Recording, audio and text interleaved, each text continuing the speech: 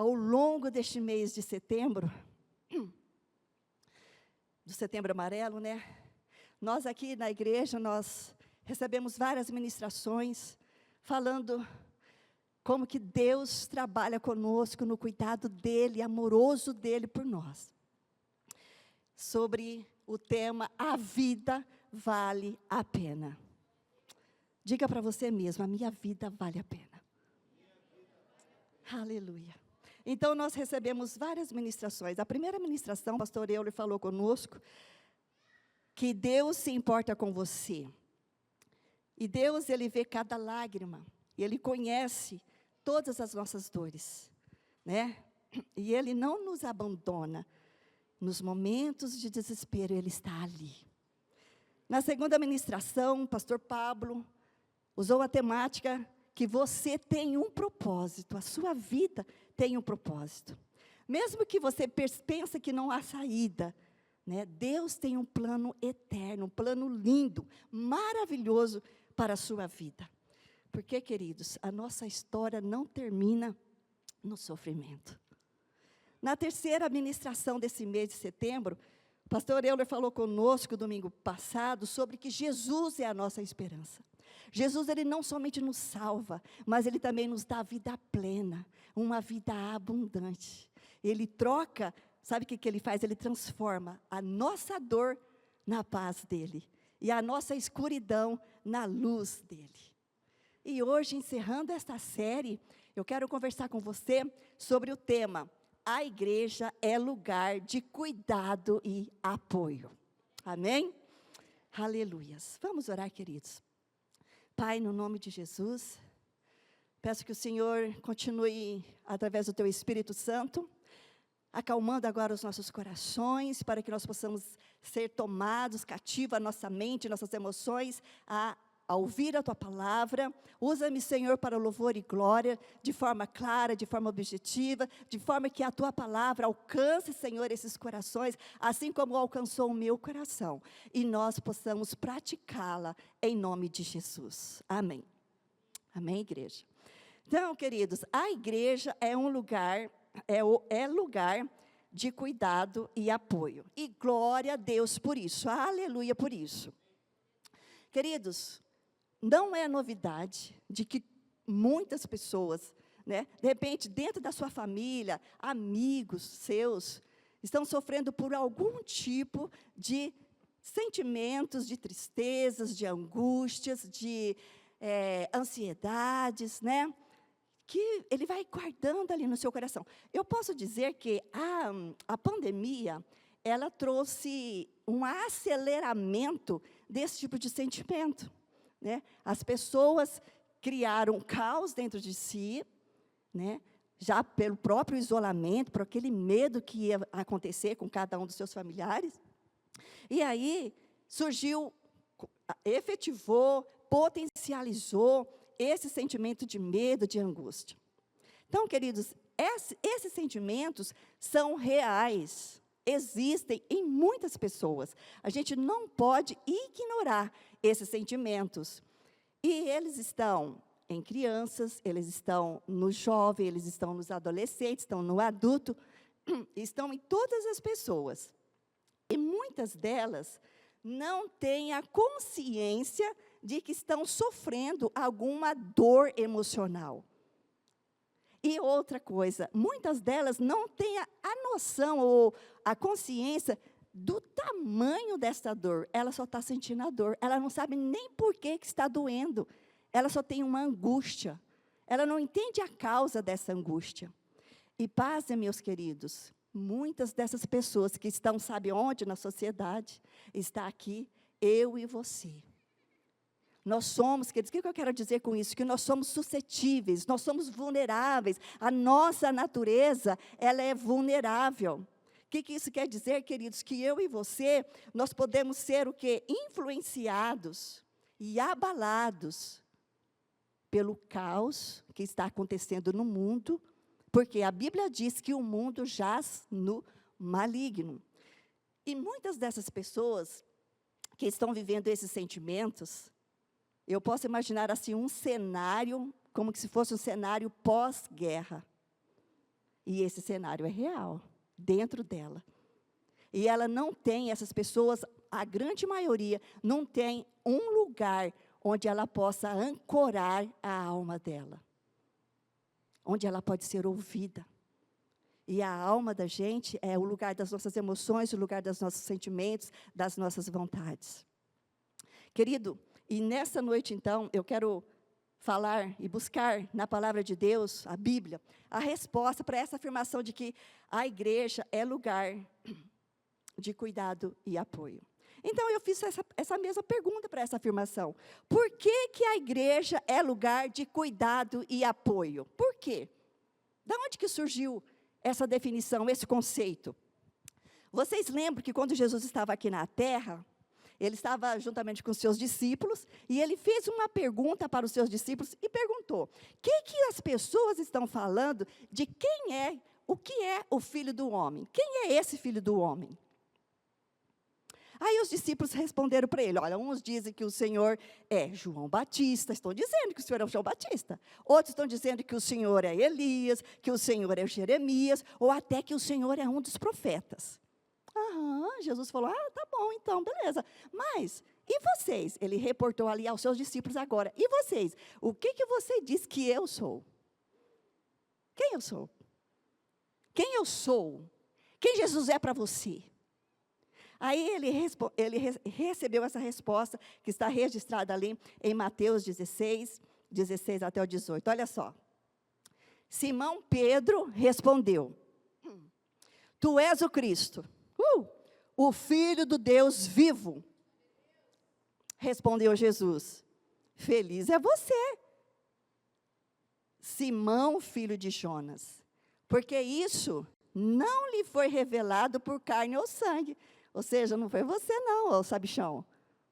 Foi você que tem essa revelação, não. Né?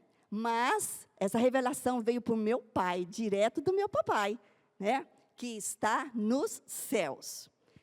Aí Jesus reporta novamente a Pedro, né? A Simão, filho de Jonas, e diz: eu então te digo que você é Pedro.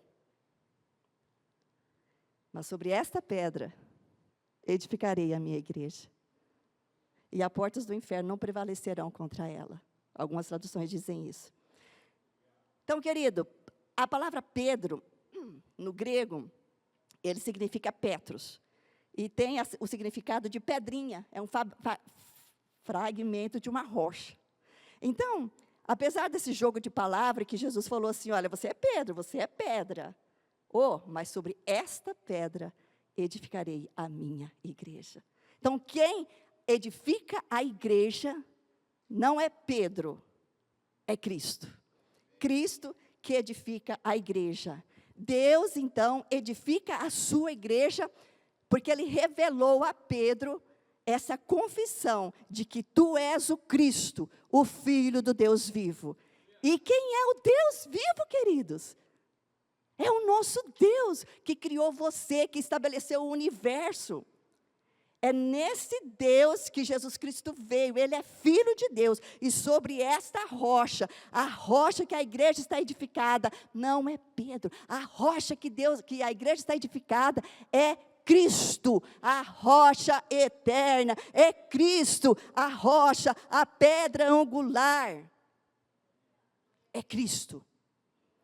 E o próprio Pedro, ele, inspirado pelo Espírito Santo, ele declara ali, na sua carta de 1 Pedro 2,4, olha o que ele disse: à medida, ou seja, conforme, que se aproximam dele, a pedra viva, rejeitada pelos homens, mas escolhida por Deus e preciosa para Ele. Pedro aqui está falando, é nele, é em Cristo, certo?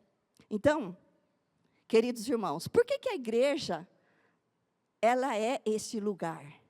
A igreja não é uma invenção do homem, não foi o homem que inventou a igreja. Ela é este lugar, porque ela é edificada em Cristo e pertence a Cristo. Então, porque Jesus disse: sobre esta pedra edificarei a minha igreja. Então, uma igreja edificada por Cristo e em Cristo. Por isso que ela é este lugar. Queridos, a igreja também, ela é compreendida em duas dimensões. Ela é compreendida como uma organização e como um organismo.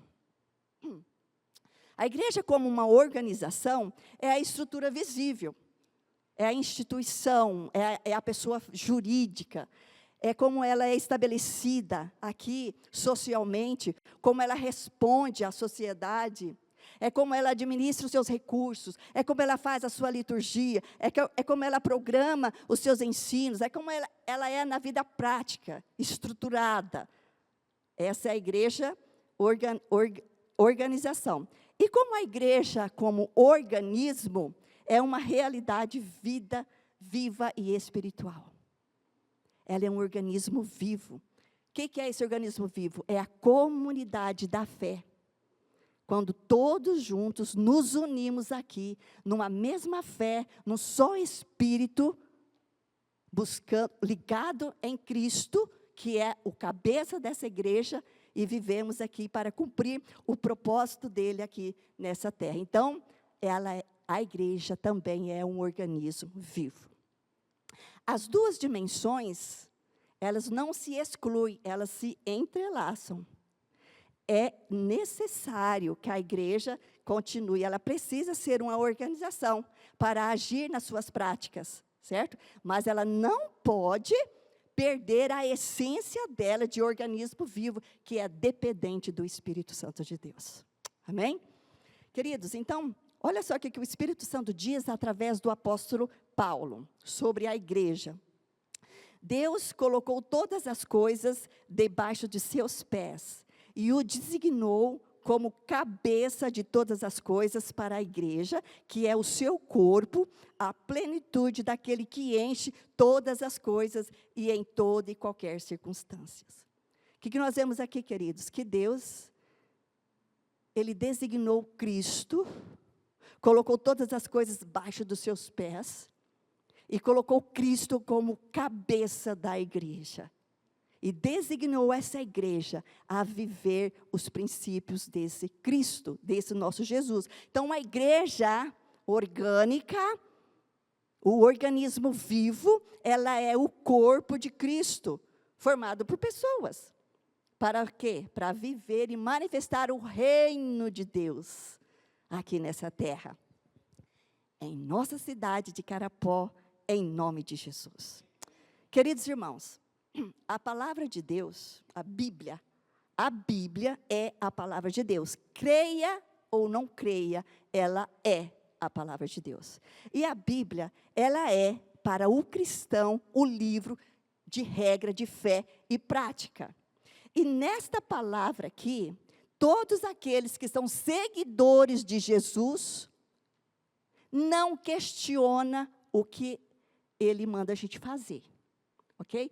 E nessa palavra, tem um versículo que eu quero compartilhar agora, né, com vocês, que é de Gálatas 6:2, que diz o seguinte: levai as cargas uns dos outros, e assim cumprireis a lei de Cristo. Construindo na nossa mente e no nosso coração, por que a igreja é este lugar de cuidado, de apoio? Olha só, quando o apóstolo Paulo, inspirado pelo Espírito Santo, ele disse assim, levai as cargas uns dos outros, ele está aqui deixando claro duas situações. A primeira, que todos nós temos carga. Você entendeu? Eu tenho a minha carga, você tem a sua carga. Todos nós temos as nossas cargas. Segunda coisa, que Deus não deseja, não é vontade de Deus, que nós a carreguemos sozinhos. Ele disse, certo? Mas, olha só, essa frase aqui que eu achei interessante e quero compartilhar com vocês. Ninguém precisa enfrentar a dor sozinho. A comunidade de fé é chamada a acolher, apoiar e a caminhar junto. Bem? Então, que o seu coração se disponha a realmente a compartilhar das dores do outro e também compartilhar as suas dores com o outro. Porque, queridos, tem pessoas, ok? Tem pessoas que tentam carregar sozinho as suas dores, as suas angústias, sabe por quê? Porque elas acreditam que isso é sinal de força. Eu sou forte. Eu carrego as minhas dores sozinho, as minhas angústias, ninguém sabe. Só eu e Deus, pois eu sou forte. Ou talvez pessoas que carregam as suas dores, a sua angústia, para mostrar, até membros da sua família, eu não posso mostrar minha fraqueza. O que vão pensar de mim? Até porque as pessoas falam, você é forte, você é forte. Ah, de mim se eu falar essa angústia aqui que está no meu coração. Né? Então, só que John Stott, ele comentou algo que eu achei interessante também, que eu quero compartilhar aqui a fala dele, assim, olha, o John Stott, ele comentou que em alguns argumentos, tem pessoas que argumentam a seguinte situação, ó, que temos, né, um carregador de fardos que é realmente e totalmente suficiente.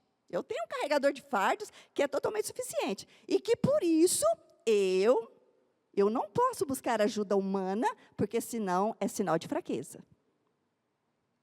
Ou seja, Jesus, ele está dizendo assim, que pessoas que acreditam que Jesus carrega seus fardos, Jesus carrega mesmo, gente, tá bom? Mas que eu não preciso de ajuda humana, pois eu tenho fé em Jesus. Então, se eu pedir uma ajuda humana, isso é sinal de fraqueza. O que as pessoas vão falar? Você não tem fé, não? Certo? Isso é um conceito errado, isso é um pensamento errado.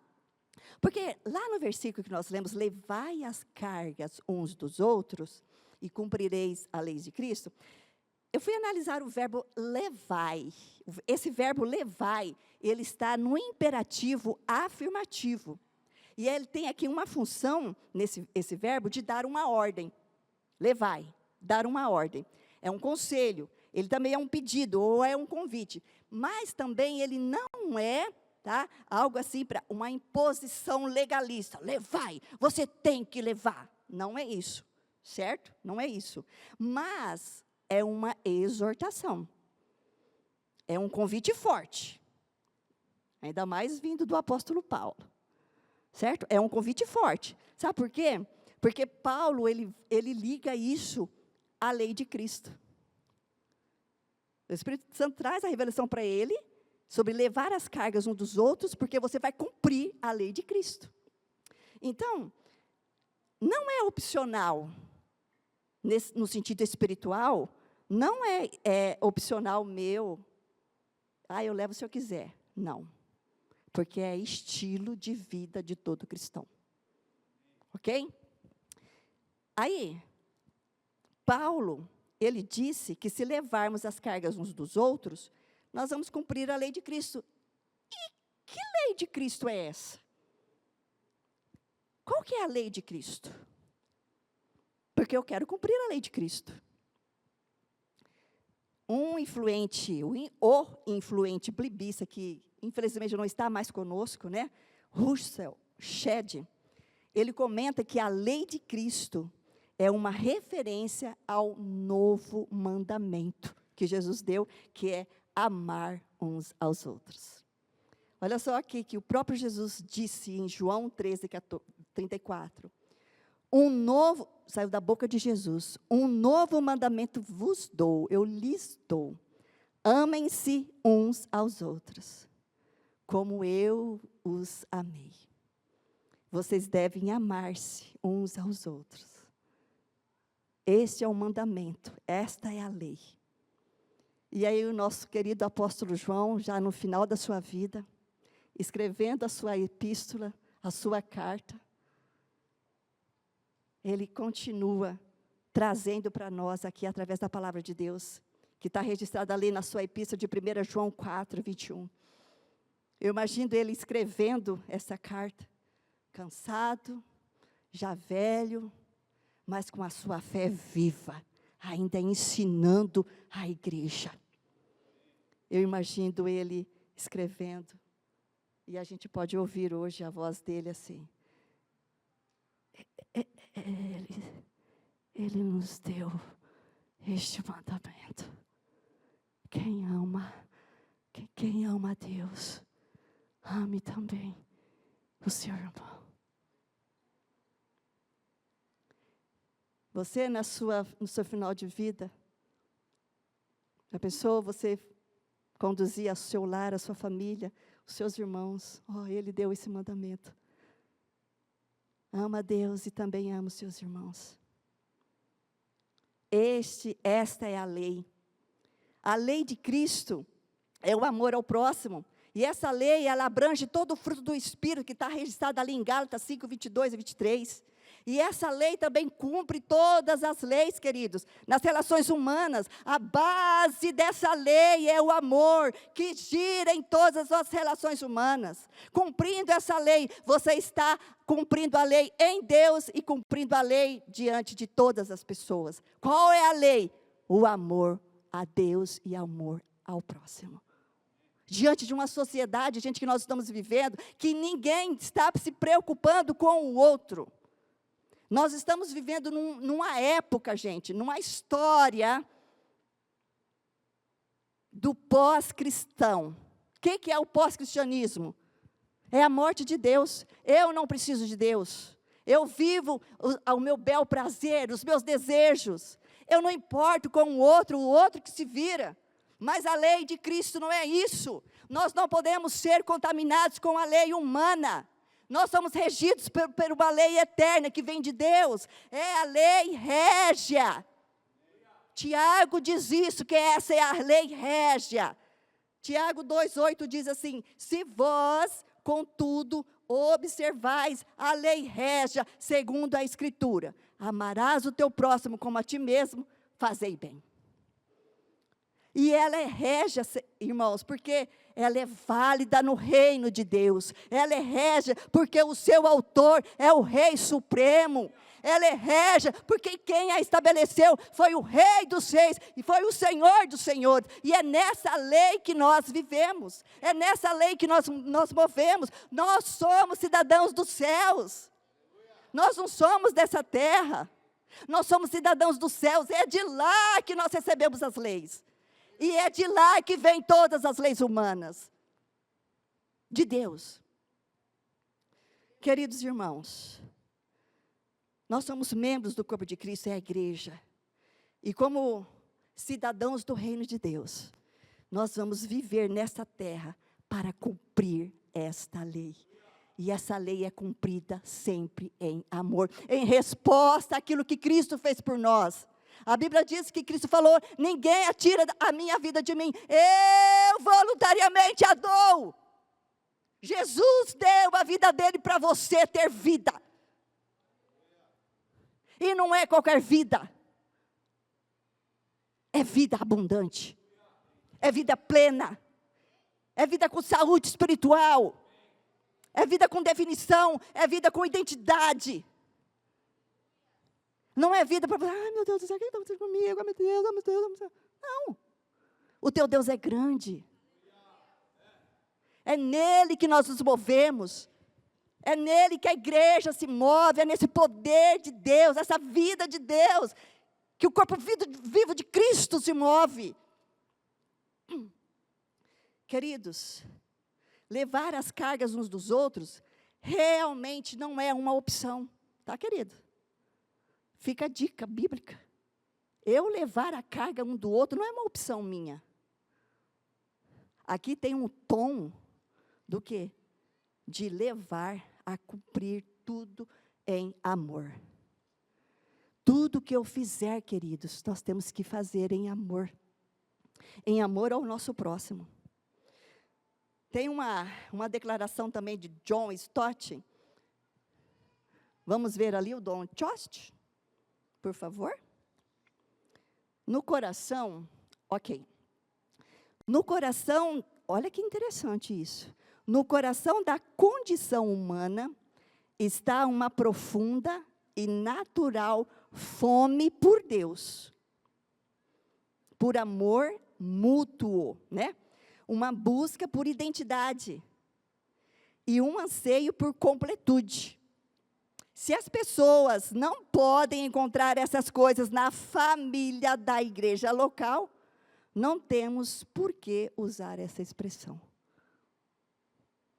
Existe essa necessidade de todos nós de receber um amor mútuo, de buscar uma nossa identidade, uma completude, porque é essa a carência humana quando está longe de Deus.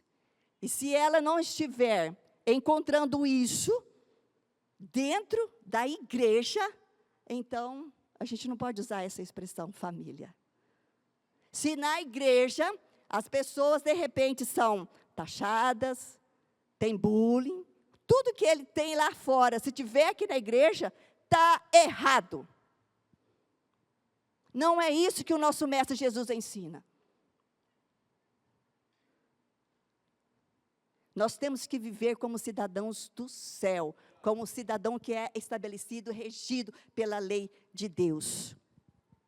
E Pedro, ele declara também, queridos, ali em 1 Pedro 2, 24, olha só, ele mesmo, Jesus, ele mesmo levou em seu corpo os nossos pecados sobre o madeiro. Para quê? A fim de que morrêssemos para os pecados e vivêssemos para a justiça. Por suas feridas, vocês foram curados. Amém, amém. Mas nós, muitas vezes, quando nós nos debruçamos nesse versículo aqui, queridos, o que vem ao nosso coração, assim, Jesus nos libertou de toda a escravidão do pecado. Amém, e Ele fez isso mesmo. Aleluia, Jesus curou todas as minhas enfermidades. Aleluia, Ele fez isso mesmo. Mas muitas vezes a gente esquece que aconteceu tudo isso para que nós vivêssemos para a justiça. E o que é, queridos, viver para a justiça? Viver para a justiça de Deus não é apenas fazer coisas certas. Eu sou justo, eu sou justo, eu sou justo. Não, não é só fazer as coisas certas, mas é viver em conformidade com a vontade e o caráter de Deus. É ser transformado por essa palavra. É ler essa palavra, deixar essa palavra entrar no meu coração, porque daí eu vou viver a justiça de Deus. Eu vou ser os pés, as mãos, o coração, os braços de Jesus aqui. Jesus fez isso, Ele estabeleceu o reino dEle, a justiça de Deus aqui na terra, enquanto o homem, Ele viveu em amor. Queridos, e viver a justiça de Deus é uma vida marcada em obediência a Deus. E essa obediência sempre é em resposta ao nosso amor por Ele. Não é uma obediência forçada, não é uma obediência que desce de goela abaixo, não, porque eu o amo, eu o obedeço. Porque eu o amo, eu vou cumprir a vontade dEle, não a minha. Porque eu o amo, eu vou viver em santidade. Porque eu o amo, eu vou viver numa vida de integridade. É a resposta que a gente dá a Ele. Então, queridos irmãos, por que a igreja é lugar de cuidado e apoio?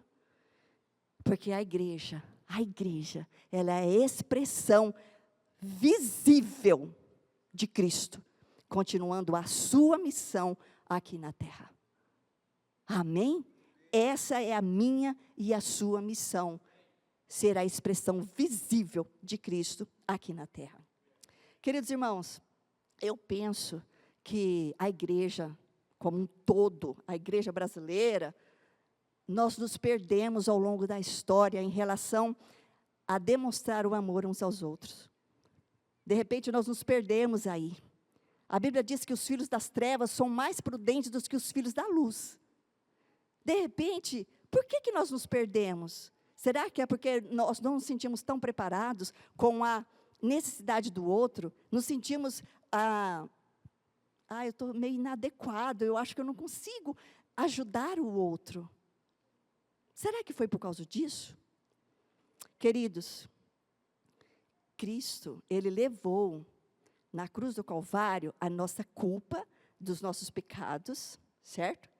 Mas, quando Presta atenção. Se vocês pegar isso daqui, eu já estou feliz. Ó, mas quando... Porque a gente tem que quebrar um pouco do estigma de que crente não precisa do outro, de que crente só precisa de Deus. Mas Deus estabeleceu a igreja para um precisar do outro. Eu preciso de você e você precisa de mim. E nós precisamos de Cristo. Obrigada, Nádia. Então, ó, presta atenção, ó. Vou ler aqui, para eu não perder nenhuma frase. Cristo levou sobre si o nosso pecado e culpa. Amém, Ele levou. Mas quando as nossas preocupações, as nossas tentações, será que é só eu que tenho isso? As nossas tentações, dúvidas, tristezas e angústias, que tornam a minha vida com uma sobrecarga aqui, certo? Nós temos que saber, nós temos que crer, nós temos que entender que as maneiras pela qual Deus usa para tirar essa sobrecarga de nós, Ele usa as pessoas, Ele usa amizades humanas, Ele usa pessoas que têm o caráter de Cristo para caminhar junto. Nós somos essa comunidade de fé, um ajudando o outro. Vamos lá, meu irmão. Você está cambaleando, eu estou te ajudando aqui. Nós não somos uma comunidade de fé, a Igreja Missionária de Carapó, nós não somos uma comunidade de fé para julgar, não somos, não julgamos, não condenamos, nós vivemos o amor, porque nós cremos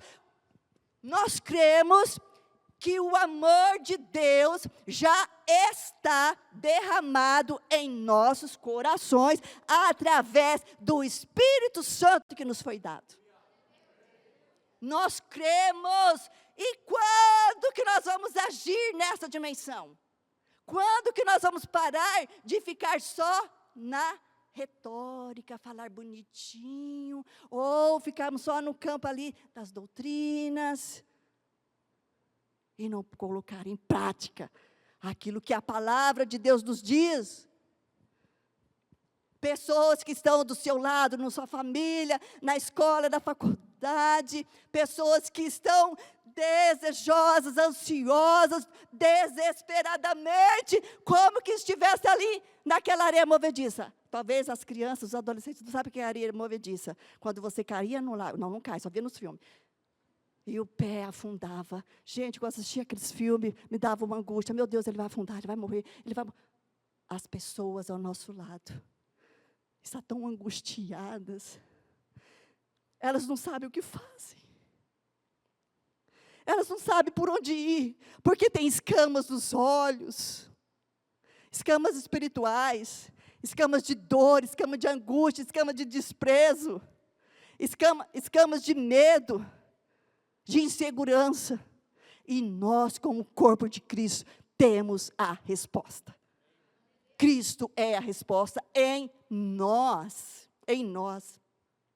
Então, queridos, Roseli, eu fui aliviada das minhas dores, das minhas angústias pela igreja.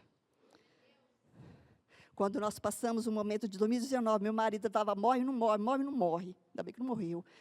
Ali. E eu junto com ele. Gente, eu não gosto do ambiente hospitalar. Nunca gostei, eu não tenho natureza para isso. Mas eu falei, Deus, eu vou sair de lá só com o meu marido comigo.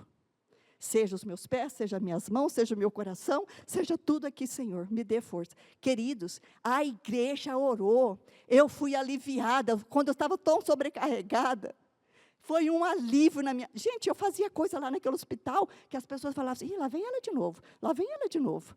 Eu não sou assim tão audaciosa, você entendeu, em ambiente hospitalar, mas eu fui, foi Deus na minha vida. E eu também recebi o refrigério de Deus através das orações da igreja, quando eu perdi o meu papai. Quando o papai morreu. Quando o meu irmão morreu. A igreja me ajudou. Quando eu compartilhei das minhas angústias com queridas irmãs, e elas me ajudaram.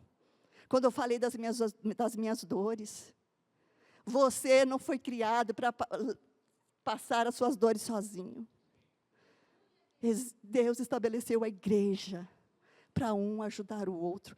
Eu preciso, você precisa, nós morreremos se vivermos no isolamento. E é isso que o diabo quer. A autossuficiência não é de Deus. Cristo é, nós não. Queridos, então eu quero encorajar você, como membro do corpo de Cristo, a ser esse membro ativo, não reativo, mas ativo, no que diz respeito à construção de um ambiente aqui, um ambiente acolhedor, um ambiente de empatia, um ambiente em que as pessoas se sintam à vontade, onde tem um espaço para elas ser sinceras, para elas serem transparentes. Está doendo aqui, pastora. Está doendo isso aqui, meu irmão. O que eu faço? É esse ambiente que a igreja precisa ser. E eu encorajo você a continuar sendo essa comunidade de fé, em nome de Jesus e para a glória de Jesus. E nós, da Igreja Missionária, nós utilizamos de uma estratégia bíblica, que são os PGs, que são os pequenos grupos. Por quê? Porque, de repente, num grande grupo, nós não conseguimos exercer a mutualidade, que quer uns aos outros, né? A gente não consegue exercer no geral, mas no pequeno grupo, a gente consegue. No grupo com 7, 8, 11, 16 pessoas, eu posso falar ali, olha, eu tenho um ouvido, eu posso ter alguém mais perto de mim para ouvir a minha dor. Eu posso construir aquele ambiente de transparência, onde a pessoa pode abrir o seu coração sem reserva. Onde a pessoa pode orar comigo, eu orar com ela. Onde eu vou sentir aliviada dos meus fardos. Onde juntos nós vamos adorar a Deus, receber a comunhão da palavra e a comunhão uns com os outros. É nos pequenos grupos. E eu convido você, que ainda não pertence a um grupo pequeno, por favor, dê o seu nome lá no balcão de integração. Fala assim, eu quero participar de um pequeno grupo. Dá o seu nome, o número do seu celular. Que daí eu vou entrar em contato com vocês, ok? E você vai poder participar de um pequeno grupo e viver dessa comunhão gostosa que é ser corpo de Cristo. Amém? Queridos, aqui, sem muita demora, eu quero colocar agora aqui de forma prática alguns exemplos possíveis, de possíveis cargas que as pessoas trazem, tá? São só exemplos. É lógico que a necessidade humana são várias, né? Mas eu quero colocar aqui alguns exemplos, ok? Se vocês quiserem tirar foto, só para dar uma gravadinha na sua mente, olha lá. Olha as possíveis cargas que podemos ajudar os outros. Fraquezas ou falhas de caráter. Falta de fé. Está atrasado?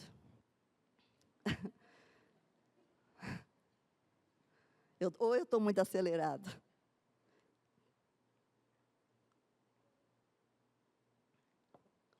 Então, presta atenção. Fraquezas ou falhas de caráter. Você observa pessoas que, de repente, têm uma falha no caráter, tem uma fraqueza no caráter. Ou pessoas que, de repente, estão mostrando algumas nuances de falta de fé. Certo? Hábitos errados. Então, são possíveis cargas que ela tem ali. Aflições físicas. Pode ser uma enfermidade, pode ser fome. São cargas que as pessoas têm.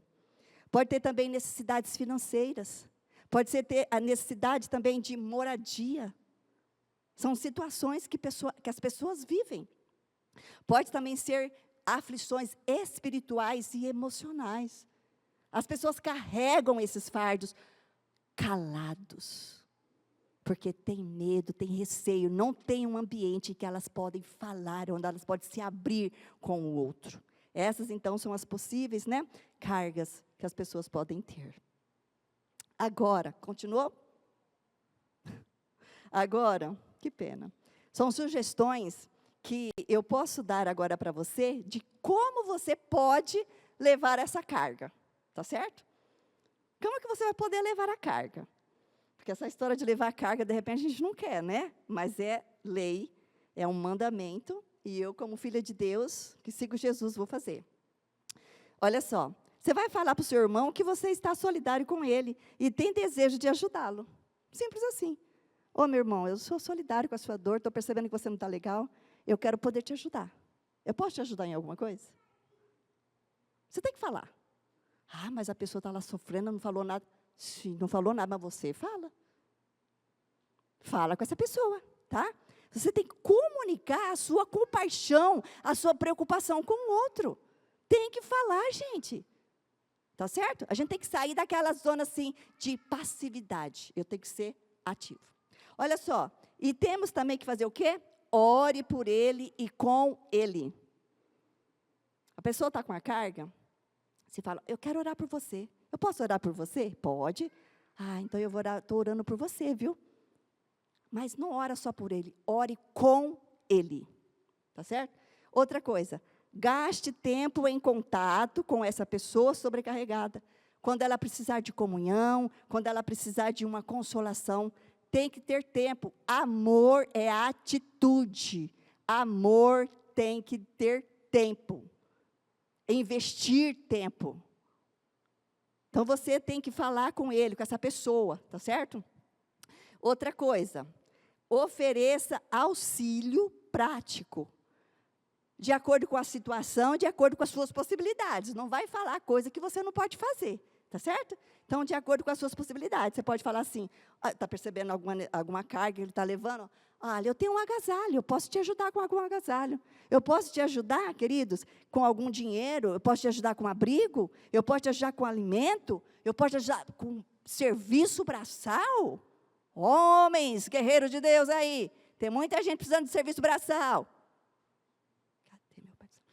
Ó, de repente tem gente que está precisando de uma escuta ativa. Porque, gente, hoje no mundo que a gente está vivendo, não tem nem contato visual mais. Que dirá alguém parar para ouvir alguém. Certo? Então, você pode ser isso. E você pode também falar, eu vou orar com você. Tá certo? E você pode também levar a carga do irmão, pedindo ao Espírito Santo que traga para você trechos da Bíblia, para você falar para essa pessoa que está com essa sobrecarga, tá? Para que essa palavra encoraje essa pessoa, restaure essa pessoa, porque é a palavra de Deus que transforma a vida de alguém. E Deus nos usa para isso. Amém, igreja? Aleluia. Então, queridos, concluindo a nossa ideia aqui, a nossa fala, o nosso tema de hoje, que a igreja é lugar de cuidado e de apoio, eu quero, então, resumir por que a igreja, então, é esse lugar de cuidado e apoio. Porque, primeiro, a igreja, ela é edificada em Cristo. Amém? Amém, igreja? A igreja, nós somos edificados em Cristo e pertencemos a Cristo. Amém? Porque a igreja, ela é a expressão visível de Cristo aqui na face da terra. E nós estamos continuando a missão de Jesus aqui na terra. Porque a igreja, ela cumpre a lei de Cristo, que é o amor ao próximo, na força e no poder do Espírito Santo, agindo em cada cristão. E eu quero falar para você, querido, que é parte aqui dessa comunidade de fé. Eu quero dizer para você que carregar a carga não é uma opção. Não é o outro que tem que carregar, não.